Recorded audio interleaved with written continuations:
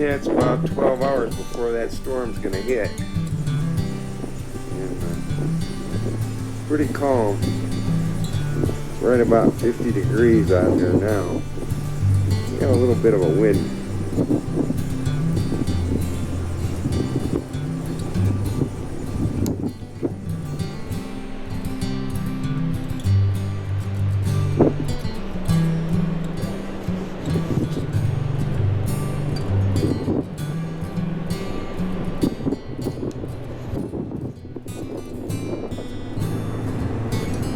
Yeah, it's sure beautiful out here today. What a nice day. And then we don't know what's coming.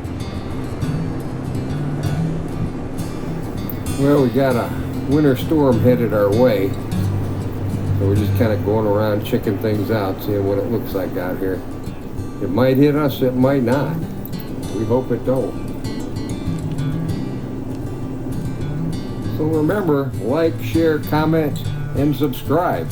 And I'll be out here sometime early in the morning to give you an idea of what we had and what we didn't have.